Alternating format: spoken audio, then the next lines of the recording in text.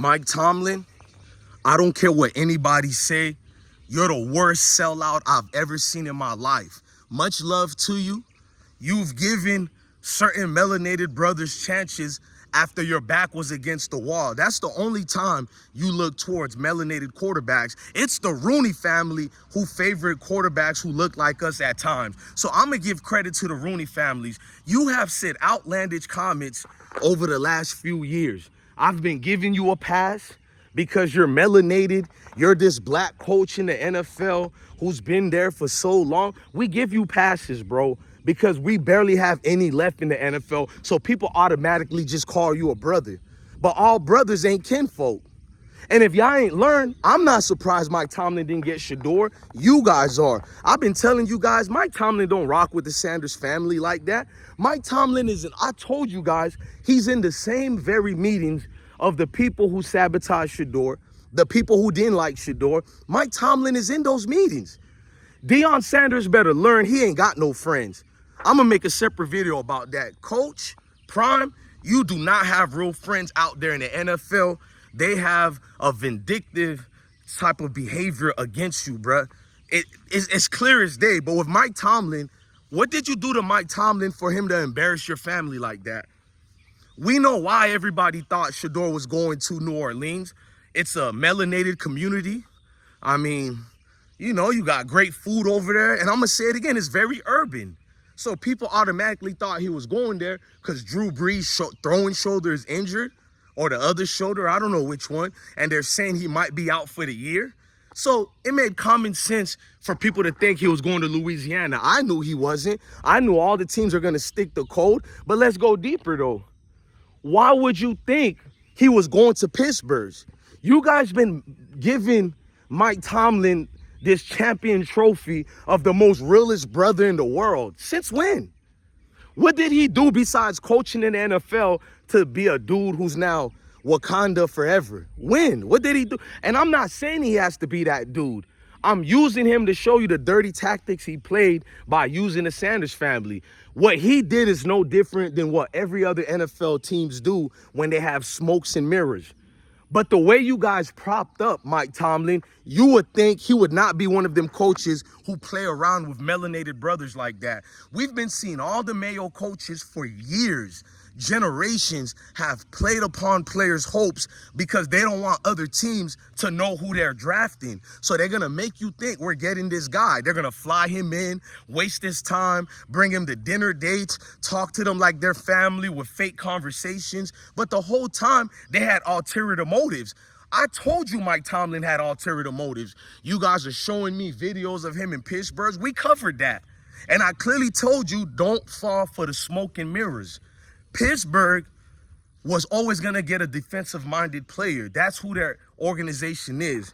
That's the scheme of things they do. They have an awful job in getting quarterbacks. They had no problem getting these mediocre quarterbacks at best, especially with Pickens when they drafted him from Pittsburgh.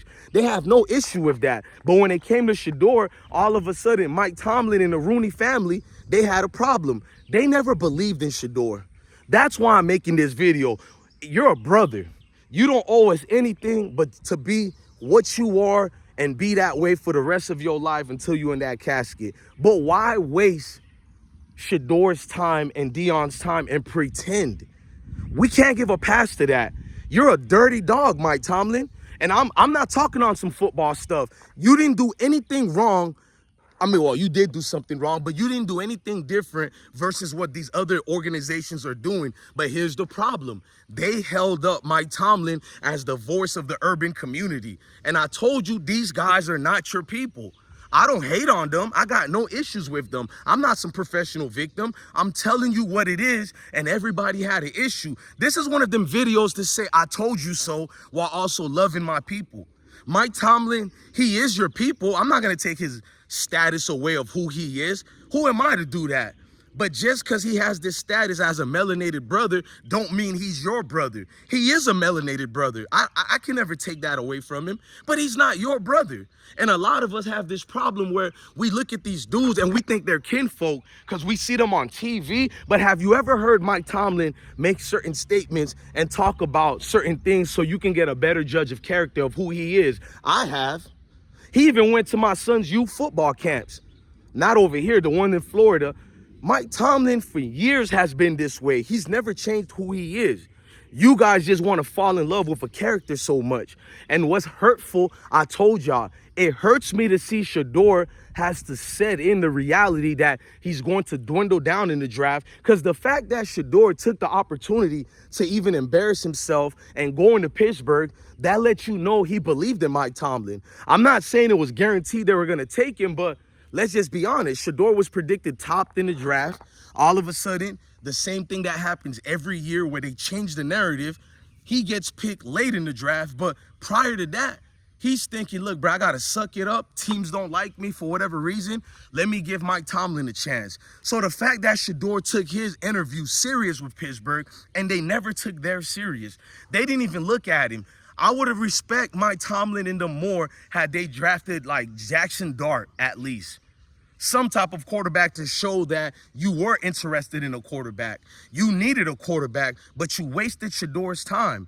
And the problem with Deion is he falls in love with the atmosphere thinking these people are his friends. They're not your friends, coach. None of them ever liked you. And here comes the reality check. The reality check is a lot of people felt that way towards Shedeur. A lot of people never liked Deion when he was in the NFL. The people he upshowed or showed out on, did better than, people really live through insecurities. And a lot of people don't have the discipline to uphold their insecurities and push it back. We all have some type of insecurity, whether it's weight, physical appearance, looks, whatever the thing is. But to use that and do what you did was foul, to say the least, bro. Mike Tomlin, you are the donkey of the day, in the famous words of Charlemagne the Fraud, because Charlemagne the Fraud is no God, but we're not going to get into that. I hold everybody accountable, especially urban people. The next day of what I seen, I'm saying bye to the family. They're leaving right quick.